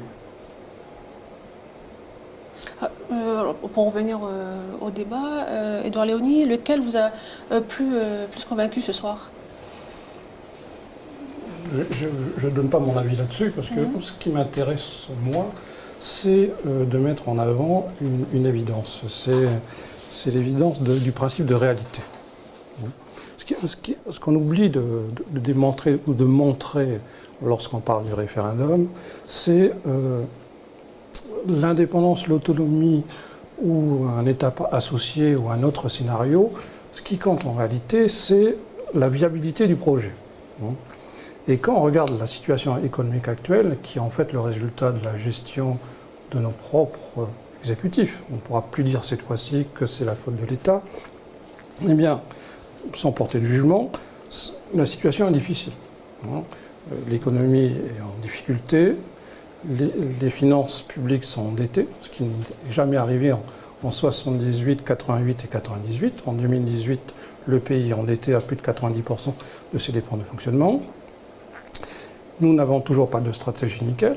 En clair, tous les Calédoniens savent que les cours du nickel ont des évolutions hauts et bas, et pourtant, pendant la période de prospérité, par exemple les 40 milliards de dividendes de la SLN et les 35 milliards de recettes de l'IS35, un impôt sur les sociétés minières, n'ont pas été thésaurisés. Au contraire, tous ces éléments ont été dépensés dans des activités, la plupart du temps, non rentables. Donc la question, c'est toujours pareil. Est-ce que le projet d'indépendance d'autonomie nécessite un point? Ce point, c'est la maturité, en fait, de nos décideurs. Cette maturité, elle est quoi? C'est savoir, parce que toutes les compétences que l'on a, elles sont quasiment totales, à part le régalien. Là, les Calédoniens se disent, nous avons des élus qui se disputent. C'est bien. Est-ce qu'il nous faut des élus qui se disputent? Non. C'est bien, non. Il vaut mieux que pour la gestion de l'intérêt général, que les gens s'entendent. Et à mon sens, il faut peut-être des personnalités. Et ce soir, on n'a pas eu deux personnalités à égaux surdimensionnés. Au contraire, on a eu deux personnalités qui s'entendent, qui essaient de trouver des compromis. Et là, il faudra trouver des personnalités qui soient prêtes à accepter que la personne d'en face ait un avis différent.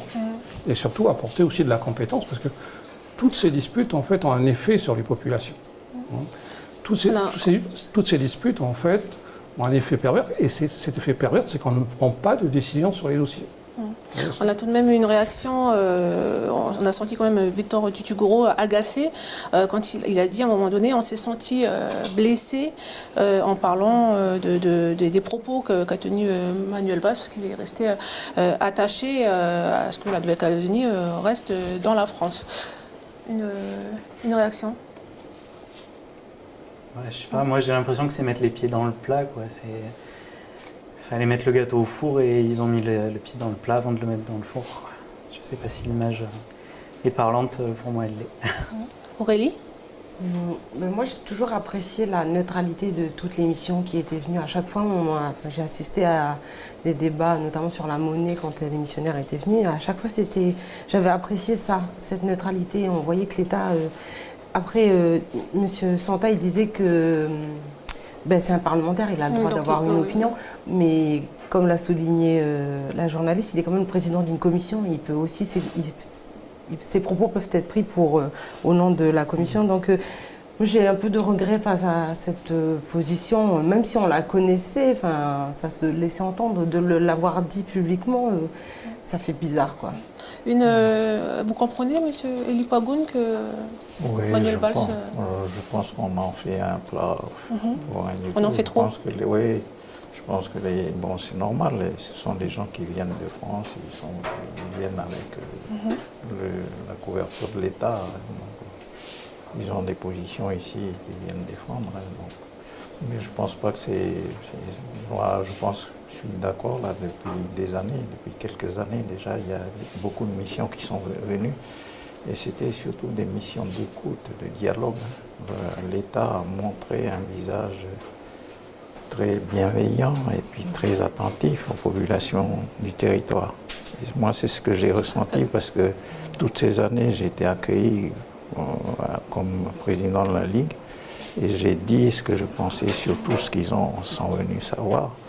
Donc voilà, ils ont été à l'écoute. Et je pense même maintenant, là, quand ils sont venus là, ils sont venus pour écouter beaucoup de gens. Prochainement, le président de la République va venir. Est-ce que vous comprendriez s'il se positionne comme Manuel Valls? Je ne pense pas qu'il va se positionner pour ça, mais je pense qu'il va certainement écouter les gens. Je pense qu'il a montré en France qu'il est à l'écoute un peu de toutes les couches de la population, et je pense que c'est ce qui va se faire. Je pense que, voilà. Mais l'État ici, on attend des petits trucs pour toujours reprocher à l'État. L'État fait beaucoup d'efforts.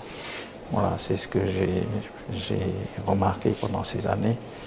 Et ils sont prêts à nous accompagner bien cette année jusqu'au référendum. C'est ça qu'il faut regarder.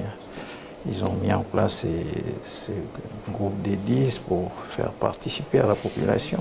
Donc ce sont des efforts qu'ils ont faits pour que les gens ici puissent s'exprimer, puissent décider eux-mêmes de la date et du contenu de la question exacte. Donc c'est de la part de l'État, c'est beaucoup d'efforts envers les populations d'ici. Donc je n'ai pas beaucoup de reproches à leur faire. De temps en temps, il y a des déportements dans les expressions, mais je l'ai dit dans mes interventions publiques, ici, il faut la situation qu'on est en train de vivre. Il y a une partie de France dans ce qu'on est en train de vivre et une partie d'indépendance. Quand je dis une partie d'indépendance, c'est parce qu'on a rétrocédé toutes les compétences sauf les régaliennes. Donc on a donné le pouvoir aux populations d'ici pour exercer eux-mêmes ce qu'ils ont envie de faire dans leur territoire. Dans les provinces nord et îles, ce sont nos élus, les élus indépendantistes qui sont à la tête, peuvent y mettre sur place des politiques décidées par eux-mêmes avec leur population, avec leurs élus. Et il n'y a que les compétences régaliennes qui sont encore détenues par l'État, et puis il y a d'autres compétences qui sont partagées, on n'en parle pas, et puis voilà, il y a des compétences ça va se décider là au référendum. Mais je pense que voilà, c'est un peu mon point de vue, mais je ne vais pas monopoliser la parole, je pense que... Alors, à un moment, parce que j'ai beaucoup de notes, Thierry Santa il disait il faut un peu plus de temps pour discuter. Il faut beaucoup plus. Donc on a une vingtaine d'années passées. Qu'est-ce qu'il en faut? Qu'est-ce que vous en pensez? Je pense que pendant 20-30 ans, et il dit qu'il n'y a pas eu assez de temps pour discuter. Je pense qu'on a eu... On a assez de temps? Oui, on a eu le temps de discuter. Les choses, il faut qu'elles changent maintenant? 20 ans, 30 ans, il y a eu beaucoup de temps de passer ensemble. Parce que, bon, eux, ils parlent au niveau politique. Moi, je voulais dire aussi qu'on n'oublie pas la société civile. Parce que pendant ces 20-30 ans, il y a des choses extraordinaires qui ont été faites dans les sociétés civiles. Quand je dis ça, c'est parce que moi je suis en contact aussi avec les jeunes. Je suis au juvénal lycéen et on a fait des choses avec les jeunes. Tout à l'heure on a parlé des jeunes là, qui cassent, des jeunes délinquants. Mais on oublie de parler qu'il y a d'autres choses qui ont été faites, mais des choses qui sont bien. Moi j'ai vu passer 500 jeunes au niveau du juvénal depuis que je suis dedans. Mais je peux vous dire que les 500 jeunes là, j'en suis ébahi, je suis admiratif de ce qu'ils sont devenus. Ils sont partis faire des études et ils reviennent là. Il y en a qui sont médecins, il y en a qui sont techniciens supérieurs, il y en a qui sont professeurs. Et tous ces jeunes-là, vous voyez, je les ai vus, à partir du juvénal, ils étaient en seconde. Mais ça, par exemple, c'est pour ça que je dis que ce qu'on a construit pendant 20 ans, il n'y a pas que les politiques qui l'ont construit tout seul. Il y a aussi dans la société qu'il y a des choses invisibles, mais des constructions entre hommes, entre les gens qui vivent ensemble tous les jours. On a justement eu une réaction sur Facebook qui s'interrogeait un petit peu sur on va dire, l'inaction par rapport aux indépendantistes au niveau, parce qu'à ce moment-là, Victor Tutu-Goro a dénoncé qu'il ne fallait pas coller directement délinquance et jeunesse kanak. Qu'est-ce que vous en pensez? Ça, c'est un sujet délicat, en plus pour la jeunesse. Je ne vais pas jeter la pierre, ni condamner, ni confirmer ce qui a été dit. C'est vrai que ça me fait toujours un peu mal au cœur quand on dit que la délinquance, c'est une délinquance kanak. On ne peut pas dire que voilà, c'est les responsables politiques qui font ça, mais je pense que ça demande de l'écoute. S'il y a de la délinquance, c'est qu'il y a bien eu un problème à un moment donné. Et je pense que là, on peut apporter des réponses. Et c'est là qu'il faut montrer que les élus sont à l'écoute des sociétés civiles, d'identifier peut-être le passage qu'on a raté, le coche qu'on a raté. Moi, je pense aux Kanaks qui, par exemple, c'est fort chez les gens des îles, pardon. Enfin, ceux qui vivent aux îles, ils sont vachement plus en mode tribal que ceux qui ont grandi dans les cités. Et quand le jeune, il est projeté ici, c'est pas le même fonctionnement, le même système. Donc, la délinquance, je pense que c'est aussi une forme de réponse à une inadéquation entre le monde occidental et ce qu'il a connu, son identité. Enfin, on a peut-être des jeunes qui sont perte de repères. J'ai pas de réponse à apporter, mais je pense qu'il faut vraiment, c'est une question à laquelle il faut s'intéresser. Edouard Léonie, est-ce que vous avez eu des réponses ce soir, notamment sur la délinquance? C'était pas le sujet, la délinquance ce soir, c'était plutôt le référendum. S'il fallait avoir quelques idées sur la délinquance, il y a quand même quelques éléments de vérité qu'il faut soulever. Le premier élément, c'est on ne voit pas trop de jeunes Calédoniens issus d'autres populations qui sont impliqués dans cette croissance de la délinquance depuis plusieurs mois. De fait, que des faits, c'est en parler à 90% des Mélanésiens. Le deuxième temps, c'est savoir pourquoi ils en sont arrivés là. Et manifestement, les politiques publiques qui ont été menées depuis 10 à 15 ans n'ont pas su répondre à ces lacunes. Alors, malgré tout, les collectivités ont engagé, il y a des moyens financiers et des formations de cadres très importants au niveau de l'éducation nationale en particulier, mais la réponse n'est pas là. Et pourtant, des solutions avaient été avancées. Il y a 4-5 ans de ça, des centres de rééducation de ces jeunes, ouverts naturellement, mais en fait, les politiques publiques n'ont pas été à la hauteur des enjeux. Et maintenant, ça nous explose à la figure. La question maintenant, c'est de savoir, parce que là, on arrive à du droit pénal, comment l'État va réagir. Mais on dit trop souvent que l'État est responsable. Les collectivités aussi. Nous, dans le cadre de l'association, nous avions proposé, par exemple, parce que certaines bandes de jeunes se déplacent, par exemple, avec des cagoules, avec des capuches, pardon. Si, justement, le fait d'interdire le port des capuches était possible. On a regardé et il y a une loi nationale de 2011 qui permet justement d'interdire le fait de dissimuler son visage. Nous avons proposé un texte, un arrêté communal aux 4 grandes communes de Nouméa et nous n'avons pas eu de réponse. La question, c'est que le dispositif est prêt, mais l'application ne suit pas. Après savoir qu'il y a des délits et des crimes, parce que là, maintenant, on en est à des crimes. On n'est plus à de simples délits d'infraction de magasins ou de stations-service. Il y a eu un viol récent d'une personne âgée, ça devient plus que sérieux. Alors, quoi dire? Il est temps que les autorités bougent. Et nous, à l'époque, lorsqu'il y a eu ces batailles devant le lycée du Grand Nouméa, j'avais dit à la télé qu'il était temps que le vice-rectorat, que les forces de gendarmerie, que les forces de la police communale de Nabia se mettent en place. Et ils l'ont fait. Comme quoi, c'est souvent simplement une question de volonté politique. Elie Wagun, est-ce que vous avez l'impression que cette question de la délinquance est instrumentalisée, que certains ont intérêt que l'on fasse peur? Bon, je pense que voilà, c'est quelque chose qui existe. Maintenant, il ne faut plus parler, il faut passer aux actes, il faut prendre des solutions. Et moi, la seule solution que je préconise, je pense que je le dirais aux autorités, à nos autorités politiques, il faut mettre en place maintenant des structures qui prennent en charge ces jeunes, parce que ce sont des jeunes qui ont été rejetés du système scolaire au niveau de la 4e, 5e, 3e et voilà. Ce sont des élèves qui ont échoué au niveau de la scolarité et ils se retrouvent livrés dans la rue. La responsabilité de ça, c'est pas simplement les parents, parce que les parents maintenant ils sont dépassés par la situation. Je crois que la responsabilité c'est tout le monde et toutes les populations. Il faut qu'on soit solidaires.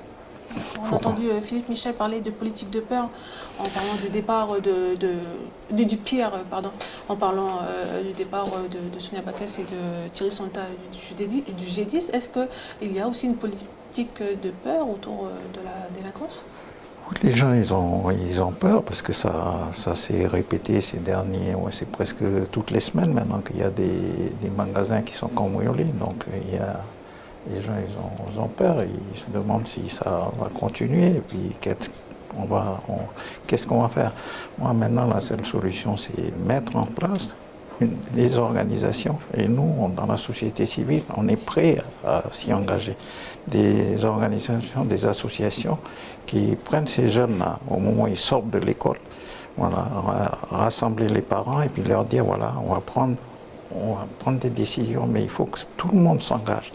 Pas simplement les politiques, parce que les politiques, apparemment, ils sont dépassés, mais la société civile, les associations comme nous, moi je sais que nous, on est responsables aussi.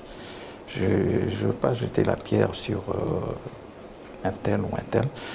C'est de notre responsabilité à tous d'essayer de trouver une solution parce que ces jeunes, ça fait autour d'une centaine qui sont là. Ils disent que c'est autour de 1000 jeunes.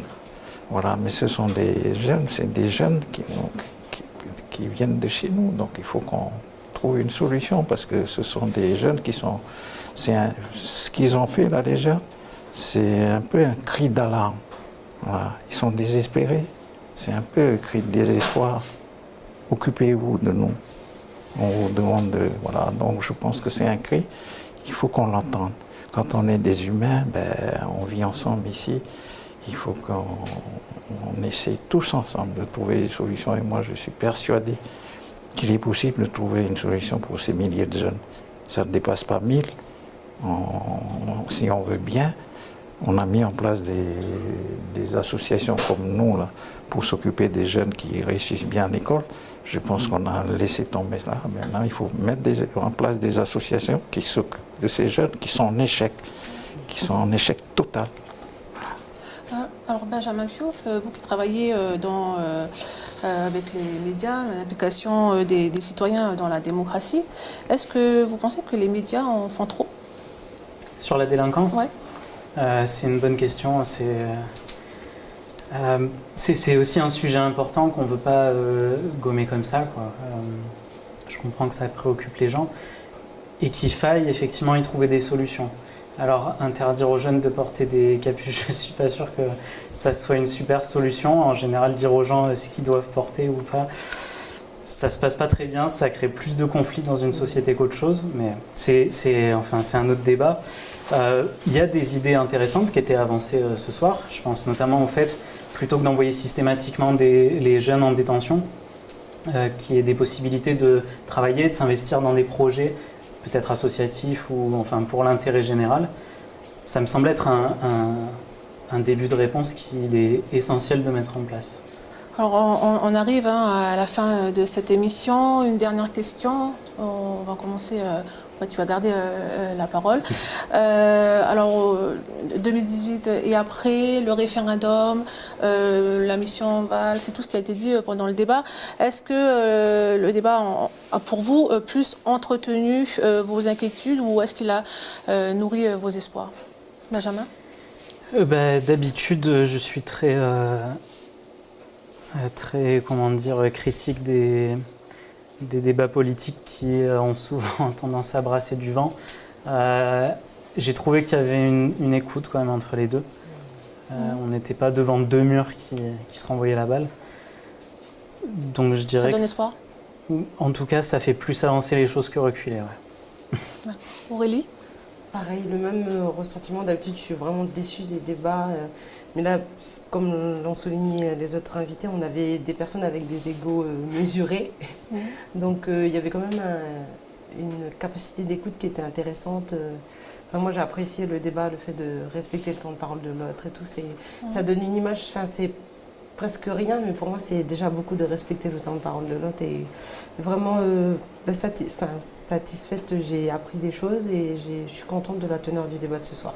Espoir aussi. Donc. Voilà, espoir. Édouard Léoni? Eh bien, ce soir, On a eu un débat qui peut illustrer le destin commun, qui peut faire avancer le respect entre les hommes politiques, mais qui soulève quand même une question. C'est que certains élus ont tendance à être obsédés par le passé colonial. Et justement, les nouvelles générations qui sont arrivées ont dépassé ça. Ce qui compte, c'est de traiter les problèmes des gens, les disputes entre élus, pour savoir qui va être le président du Congrès, du gouvernement, ou du Sénat, etc. Les gens s'en moquent. Ce qui compte maintenant, c'est de trouver des solutions pratiques aux problèmes des gens. Et s'il peut y avoir une avancée là-dessus, mais par contre, ce que je veux souligner ce soir, c'est pour les Calédoniens, la délinquance est inacceptable. On peut trouver toutes les questions possibles, on a tous eu des problèmes personnels, etc. Bon, c'est pas pour autant qu'on va défoncer un magasin pour prendre des bouteilles de whisky. Vous voyez, il y a un moment, on peut tout essayer de comprendre pourquoi une personne a des problèmes, et aller à ce niveau-là, et c'est le bon sens qui le dit. Mais vous trouvez on constate, ce ne sont que des faits, on constate quand même une croissance de la délinquance pendant l'année du référendum. Vous réagissez peut-être à M. Lipagoun, vous le trouvez peut-être un peu trop compréhensif? La question, c'est que si vous êtes agressé vous-même, est-ce que vous pensez que vous allez être compréhensif? Bien sûr que non. La question, c'est qu'il faut s'occuper des dossiers des jeunes. Il faut s'occuper de la formation des jeunes. Il faut s'en occuper. C'est là-dessus que je rejoins mon collègue Elie. Si vous vous occupez pas des jeunes, les jeunes s'occupent de vous. Mais un jeune, en général, il a un bon fond. S'il se met à agresser une personne âgée, sincèrement, il n'est même pas digne d'être un être humain, et encore moins d'être un kanak. Parce que qu'on soit européen, métis, tahitien et polynésien, qu'est-ce qui compte dans la vie? Et on retrouve la même question pour les politiques, c'est le respect de l'autre. Si dans les familles on se met à agresser les personnes âgées, vous voyez, au niveau des politiques, c'est un peu la même chose. Si on pose une règle et à la première occasion on la viole, comment voulez-vous qu'on vous respecte? Donc il faut le vrai sens de ce soir, c'est, et on a vu entre les deux élus, c'est cette recherche de sagesse et de respect des uns et des autres. Si les gens ne vous respectent pas, forcément, on peut s'attendre à des réactions un peu tendues. Non, débat mitigé. Avant de finir avec monsieur... Un débat positif. Positif, mais en posant des règles de vie sociale. Si vous ne respectez pas votre voisin n'a pas à vous respecter. Avant de finir avec vous, monsieur Lipagoun, Aurélie, je t'ai vu réagir juste pour... Non, mais en fait, la violence s'appelle pas forcément la violence. Moi, j'ai déjà connu cambriolage, c'est pas pour autant que j'ai... Sur le coup, c'est sûr, ça fait mal. Après, on contextualise, on comprend. Enfin, c'est des jeunes qui n'ont pas forcément eu la chance que moi j'ai eu d'avoir des parents, d'avoir un foyer, des repères.